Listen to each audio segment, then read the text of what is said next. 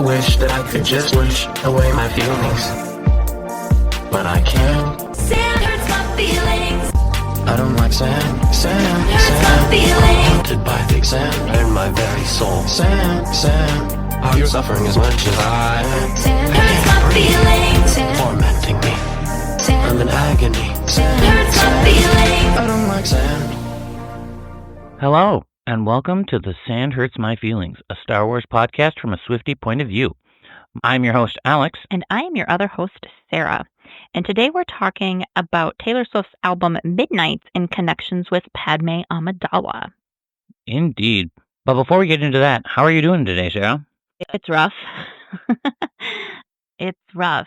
Never thought Andor would be this specific in current times, but Yeah. here we are. So we are recording this after the military parade, after the No Kings protest. We're recording this after the assassination of our Speaker of the House here in our home state.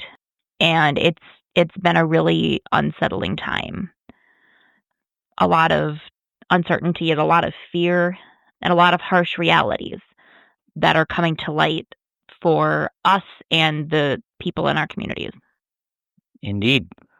So yeah, I'm really glad we're recording this to have a little ray of sunshine in the midst of some really difficult times. But I mean, that's what Star Wars is all about, right? Rebellions are built on hope. Star Wars has always been political. So for those people, if we lose anybody because of the stance that we're taking, obviously fascism sucks, and we're currently living with it in the United States. If we lose people for that, okay, bye.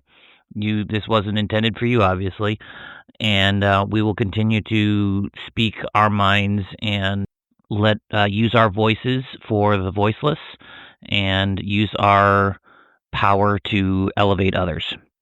Just like Taylor Swift. Indeed. How are you doing, Alex? I mean, same situation. It's tough, but we were able to find a little happiness, I think, in we got to see A New Hope on the big screen for the first time today. Yeah. That was really, really cool at a small indie theater that Sarah found. It was absolutely Sarah's find. I give her 110% credit on that. But we got to see A New Hope on the big screen, and that was just really amazing. Finally getting to see the Star Destroyer opening scene where it comes over the head. There were so many other cool pieces that we learned, that we saw. You saw so much more because of the screen as being so large. Yeah. There's so many smaller things that like we got to see, details. little details that you just can't see on a smaller screen. And again, the music was fantastic, and it's A New Hope. So rebellions are built on hope. So I think it was a good way to finish the weekend for us. Yeah, agreed. Try to have it on a happier note than everything else that's happened. True. And so, but before we dive super far into, if I'm not to digress, but we're less than a month away from our 1-year anniversary. Yes. So we will be releasing a special bonus episode, because we usually release on Tuesdays. And so our anniversary is not on a Tuesday, so we will be releasing a special bonus episode this year on July 4th. When we first premiered. Correct. We first premiered on July 4th. We were born on Something Special was born on the 4th of July. Mm-hmm. And we will be releasing our Andor picks. We will be picking four people. No, we did 5 people. We did 5 people. Okay. We have 5 people we picked from Andor, and we will be discussing our year together and kind of going over that, but then also discussing, we picked 5 characters, and we picked a Star Wars song for each of those characters.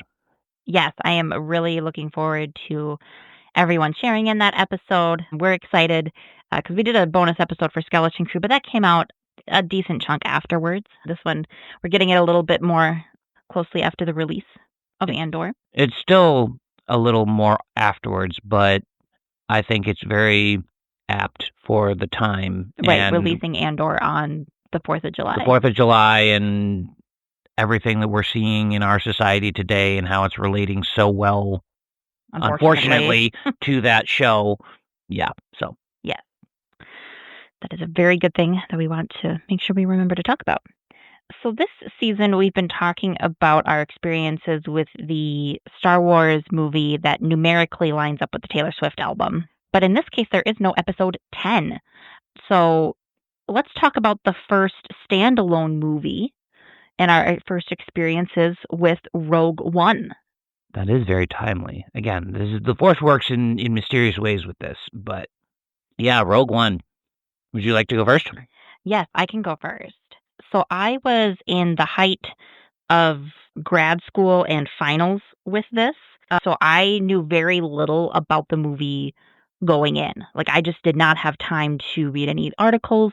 I think I maybe saw one trailer. Like, I knew it was about how the rebellion got a hold of the Death Star plans before A New Hope. Like, that's what I knew. But I knew very little beyond that, except randomly the name of, like, one of the, like, background, like, alien characters in the rebellion that we see. Like, I knew his name, but I don't even remember that now. But I got a small group together from other people in my grad school program. I think there was like 4 of us, maybe 5 that went together. It was a pretty small group, and it kind of felt like I was back in high school, to be honest, because we were able to get tickets to a movie theater that was really close to my parents' house, a time that worked for everybody.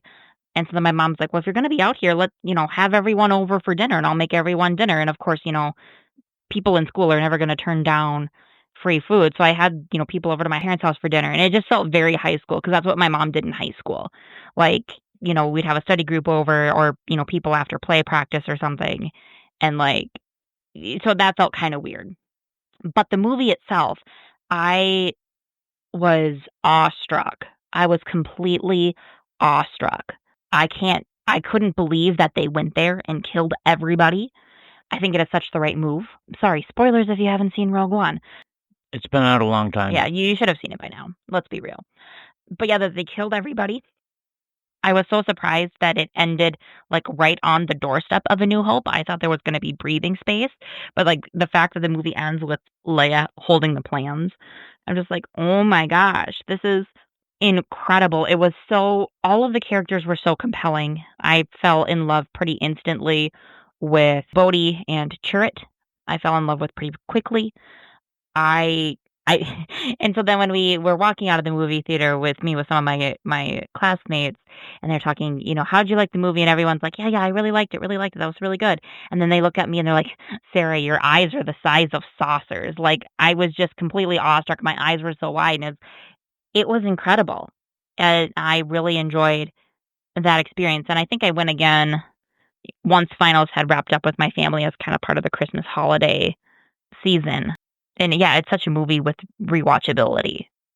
But yeah, that was my first Rogue One experience. Very cool. This was my first of 2 experiences with Star Wars on the ginormous screen of the Omni Theater at the zoo. It is no longer available, but I went to this by myself. I tried to convince my best friend to come, but she was not a huge Star Wars fan. And so I went to this by myself just because I wanted to see it on the big screen and on the biggest screen in. And the funny, interesting piece about this is I actually got to see with this movie, I got to see the first, I think, 12 minutes of Dunkirk. That was like an ad, like the Christopher Nolan movie that came out, I think, a little bit later that year, and that was part of the draw to the movie. So that was interesting because it was both war movies. They are. So that was fascinating, and I didn't avoid anything, so I knew kind of what was going on going in that, like, I knew it was similar to you. Like, you're acting like there was a lot to know. There wasn't a lot to know about like the interview. Like I saw all the trailers, and I knew that the characters were like, I knew about some of the characters, not much, but just like through the trailer. And then was I I was one of those hesitant people of like, I don't know how you can do this with A New Hope so much, and like, and so Mhm. I was also one of the skeptics of, I don't they explain what happens with the plans before, like in A New Hope. They say like they beam them aboard, and so like Yeah, that. So it's like there's no intercepted transmission. intercepted transmission. So I'm just like, there's not much you can do with this. And so like there might be one or two, like there's I guess with that, the lines are technically, I was one of the skeptics. It looked really cool. Like I liked that it was a war movie, and I think that especially the last scene in the trailer where you see them on the beach, which unfortunately is not in the film, but the film is fantastic without it. But like that kind of got me into it of like, okay, it's going to be like a war movie. Like it's going to be like that kind of spy espionage war movie stuff where I was like, that's interesting. We'll see how it goes. And I was like, I'll see it on this big screen and it's going to be great. And I cried. Like I'm an easy crier. So if there's an emotional scene, I'm typically crying. So I would say it was surprising a little bit back. I don't know if I mentioned with Last Jedi. I don't think the first time I saw it, I don't think I cried when Luke died. But with this one, no, I was crying when the Death Star shoots Scarif and destroys part of the planet in order to eliminate the rebel spies. And to piggyback off your point of like, I couldn't believe they went there. Yeah. Because like, I'm like, it's Disney. I'm like, at least like one person's gonna survive. Like somebody, that's where I was like, somebody's got to survive, and that's where I was like, how are they going to tie off the movie? That's where I was just like, how are they going to tie it off? And they went there and they ended it the way they did, and I was amazed. And I guess I haven't mentioned this, and so this is interesting that I can bring up. So I worked at a movie theater when all of the new Star Wars films came out except TROS. I did not work in a movie theater for TROS, but all the other ones I worked at a movie theater, so I paid to go see it because I had to pay to go see it when it was first running, but I was able to go see all of those movies multiple times. And one of my things is I always took my parents to go see Rogue One or like all the different movies and friends if they wanted to come see them. And so I actually got the best friend that I wanted to see it with at the zoo. I got her to come with me for free because that was also the piece of like, she didn't want to pay for the big screen because again, she wasn't as much of a Star Wars fan at the time. And I got her to come with me for free, and she cried.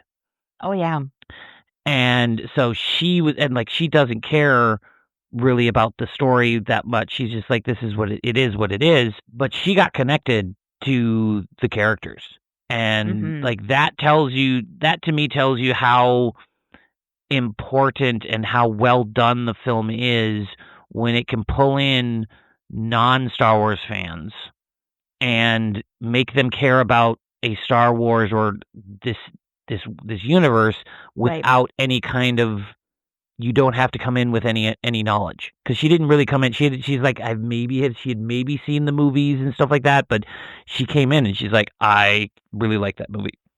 Yeah, you really didn't need to know anything. There's some nice Easter eggs for people who do know Star Wars further, but yeah, you could come in and you're like, yeah, this is a war movie, and it's kind of do or die for these rebels. Yep. And another fun fact about, especially with this film, because with the others, like working in a movie theater, I heard people talk about it and how awesome they thought it was or how bad they thought it was, whatever. But with this one, it was interesting because I would hear people come out, because the big news out of this, honestly, the thing that I knew going into it was that they resurrected Peter Cushing. as Grand Moff Tarkin. Oh yeah, they made And him so CGI. it was that interesting thing where like the people that knew Star Wars knew that he was CGI, but there was a lot of people that came out that didn't know he was CGI. So there was a lot of. I'm not saying whether it was right or wrong because that is a whole nother conflict. But there are a lot of people who are like, he's not done well. The people that came out, they thought there was something weird with him, but they thought he was real. They didn't realize he was a CGI character. So I wanted to bring that up of like that is a thing. Like you have to be like you had to tell them like that's not a real person, and they were like what? And they're like yeah, and they're like oh I thought something was weird about him. Like he just felt off, but and you're like to me that tells you it was really well done. Yeah. Whether it's right or wrong, whatever. But like the fact like there's a lot of people that talk about like oh it was terrible, it was awful. The only one that I know people really like that even if you hadn't seen Star Wars, the only one that they noticed was they knew Carrie Fisher and they saw that she was CGI of like how youngified she was at the end of like how she was because Carrie Fisher I would say that one was worse than they did not put as much effort into that CGI versus Peter Cushing. Yeah. So, but anyway. Yeah, it was just again. I was gonna say we could just talk about Rogue One. We could just talk about Rogue One all day, episode, but that's not what we're here for. That's not what everybody else is here for. So we can now jump into our wonderful Taylor Swift and Midnights. I think it also goes well though of like the times we're in. It's some hard times, and that's what Midnights is. Yeah, it's hard times. Yeah, it's what you think about late at night. It's what keeps you up. It's the wouldas, couldas, shouldas, what might have beens. Okay, well, I'm going to go first because you just gave away my song. What? Yeah, so... I didn't mean to do that. Well, you did. So, my song for Padme is Would've, Could've, Should've. Oh my gosh. But it is not what I think most of you will think. It is actually Padme and her hatred of Palpatine. And how she let the Empire rise from her own senator and not Anakin. Because I know a lot of people will go, oh, that's an Anakin song. Nope, this is a Palpatine song. Oh, I'm so excited for this. So to start it off, it says, if you would have blinked, then I would have looked away at the first glance. If you tasted poison, you could have spit me out at the first chance. If I was some paint, did it splatter on a promising grown man? And if I was a child, did it matter if you got to wash your hands? So Padme believed in Palpatine as a senator. She followed his directions and even helped him rise to power by calling a vote of no confidence in Phantom Menace. Yes. He took advantage of her being a 14-year-old queen in a time of war. She tried to thwart his plans throughout Clone Wars and stuff like that, but did not see the problem before his rise to power. And so he is the promising grown man, and she is the child, and he got to wash his hands of her because he's trying to get rid of her throughout the films. Yeah, and throughout Clone Wars too. Throughout Clone Wars too, he's trying to get rid of her, yes. And so then I continue. The song continues. Ooh-ah. Ooh-oh, all I used to do was pray, would've, could've, should've, if you'd never looked my way. I would've stayed on my knees, and damn sure never would've danced with the devil at 19, and the God's honest truth is that the pain was heaven, and now that I'm grown, I'm scared of ghosts, memories like weapons, and now that I know, I wish you'd left me wondering. So this is Padme and how horrified she is at what the Republic has become, and she is haunted by the way that she has helped Palpatine rise to power. The Republic is now the very thing that she was fighting against. Mm-hmm, mm-hmm. She has grown up and seen the way she has been taken advantage and how she enabled the devil's rise to power. And she's scared of ghosts for all the people that she's hurt, all the people that she sees being taken down.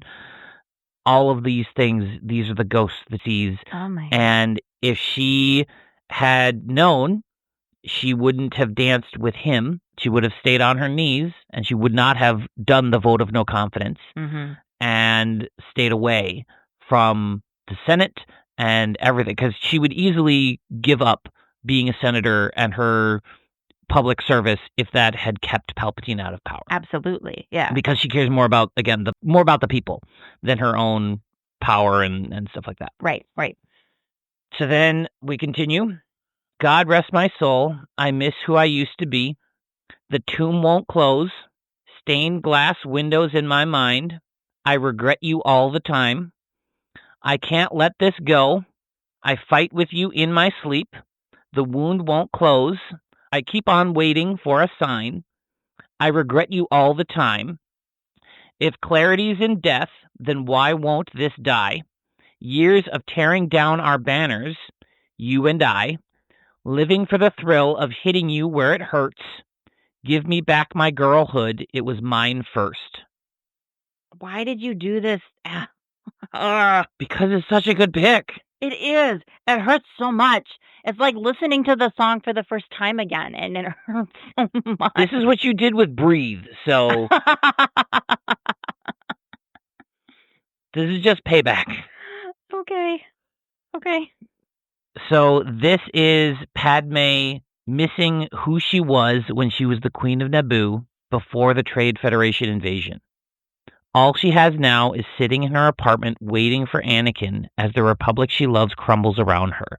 This again goes back to my criticism of Revenge of the Sith. Mm-hmm. She regrets how she helped Palpatine rise to power with her vote of no confidence.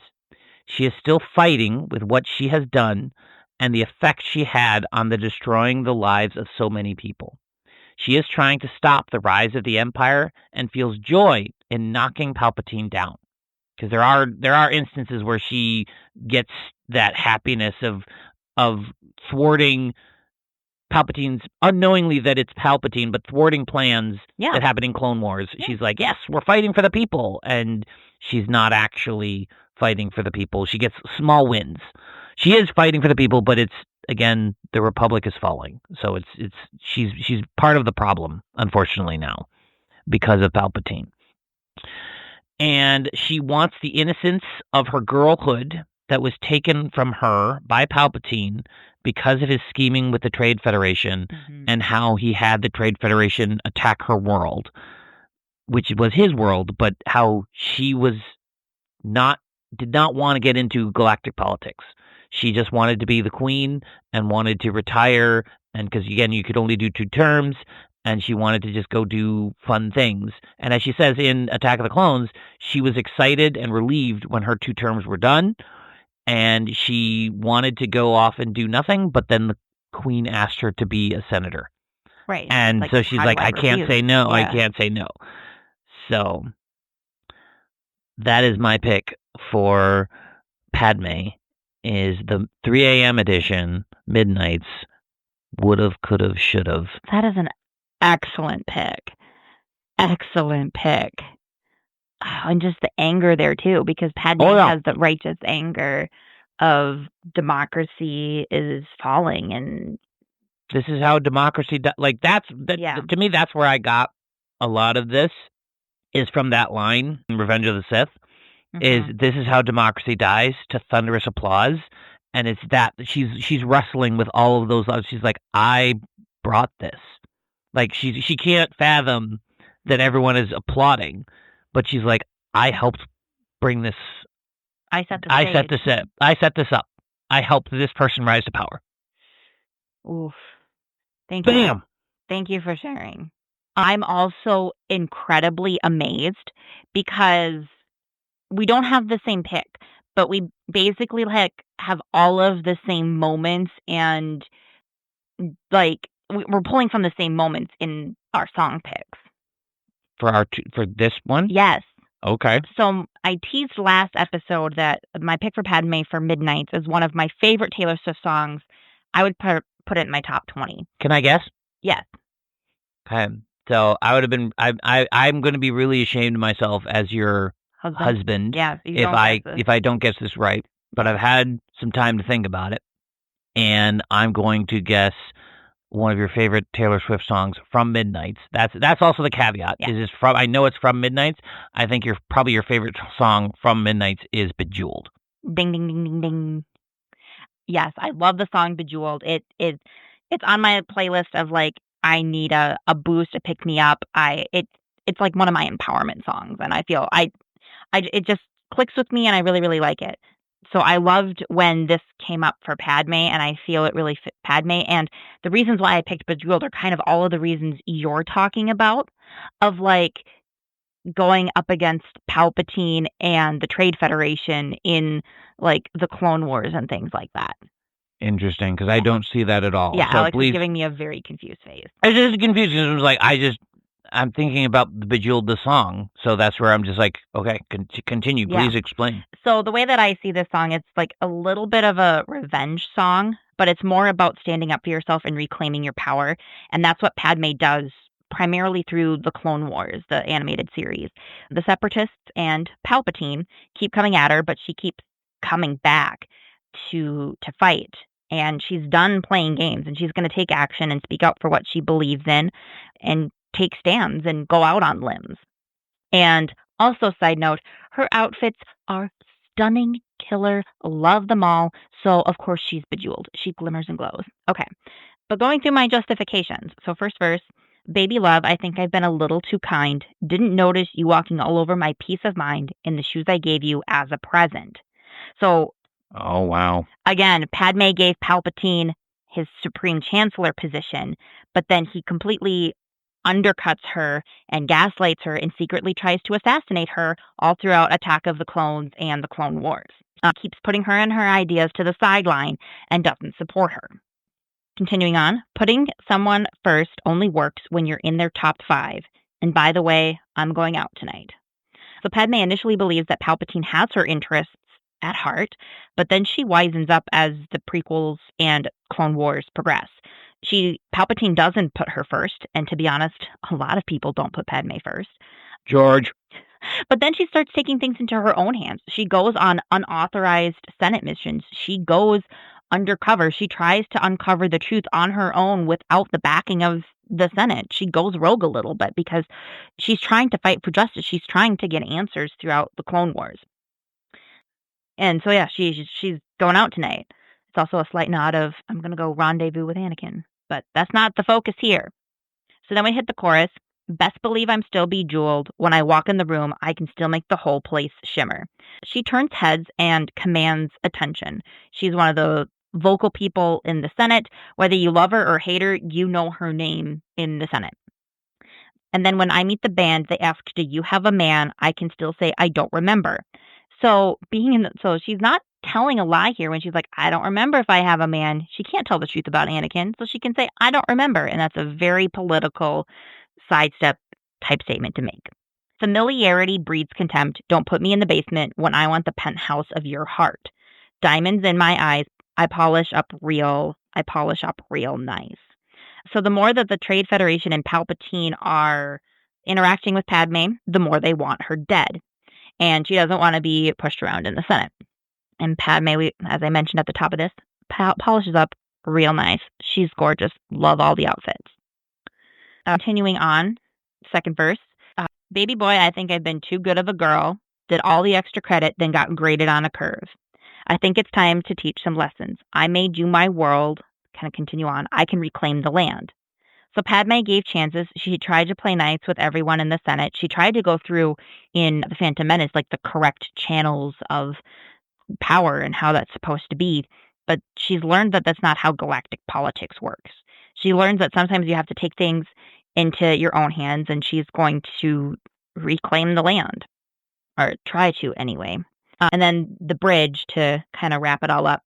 And we're dancing all night, and you can try to change my mind, but you might have to wait in line. What's a girl gonna do? A diamond's gotta shine. So Palpatine keeps trying to sway her on items in the Senate, but Padmé has justices to gain, people to help, and bridges to build.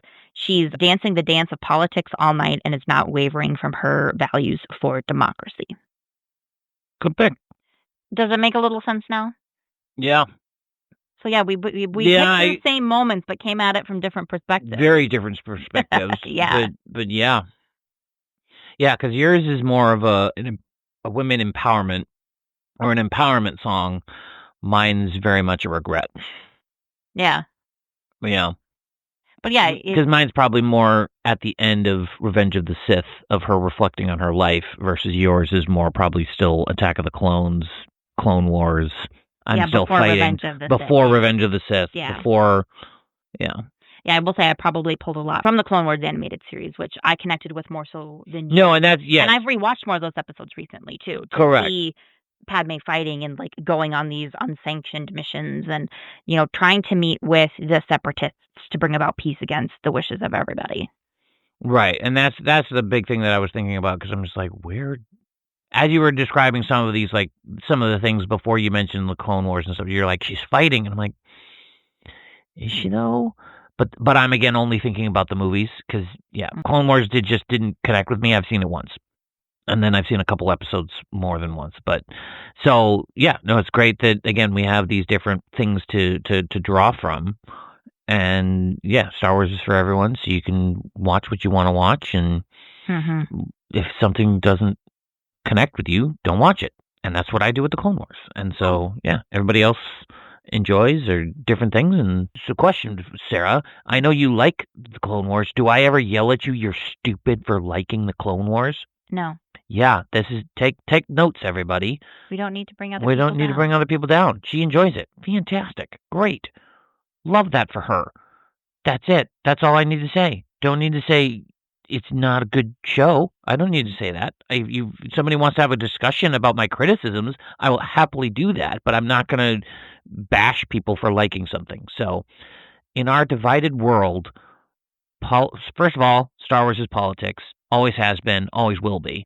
And secondly, if you don't like something, respectfully disagree. That's all it takes. Yeah, especially in Star Wars here. Just respectfully disagree. Like, I don't like this show or I don't like this movie, but I'm glad that you do. Exactly. That's the beauty of having so much content. I can understand where it might have been harder when there was only 3 movies, but now we have 11 movies, another one coming next year, plus so many great TV shows and books and comics and... Well, books and comics, and that's the thing. Yeah. Like, there's so much out there now. Like, there was a chasm. I will fully acknowledge, like, there was a chasm. And I was fortunate enough to grow up at the re-releases of Star Wars. So there was still kind of a chasm, but the books and comics came out, and like games and toys and stuff like that all came out right when I was a kid. So like that was really beneficial to me.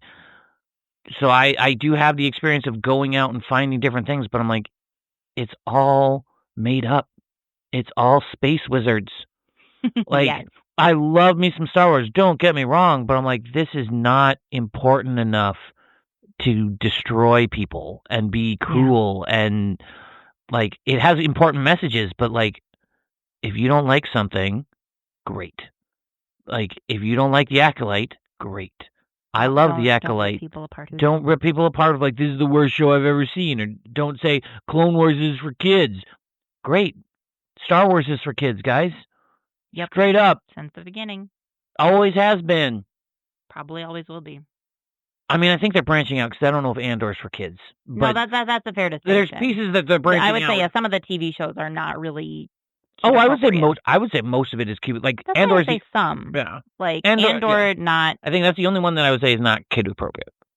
I was going to say, that's a different conversation for a different day. Correct, yes. Is dissecting what's kid appropriate and everything. So, anyway, but, yeah, so that's our chat. We're trying to bring positivity into the world, because we see so much negativity, and we are here.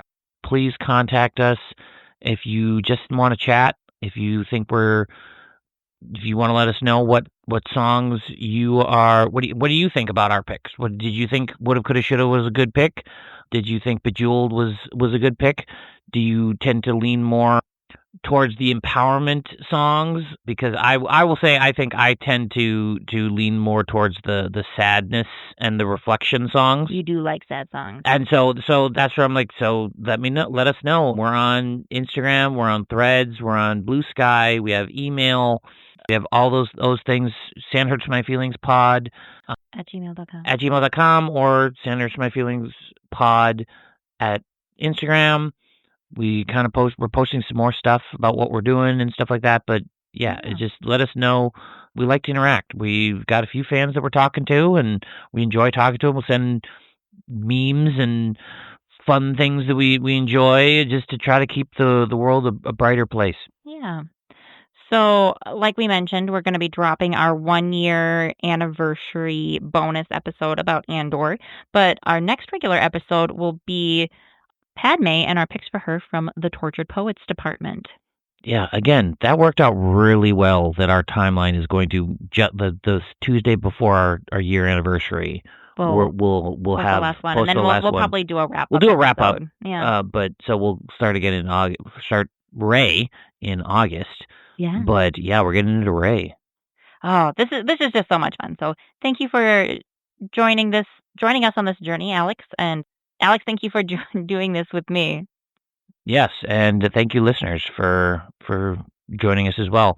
Give us a like, review on any of your podcast things that you listen to, especially at Apple, iTunes, and Spotify. Helps other people find us. Yeah.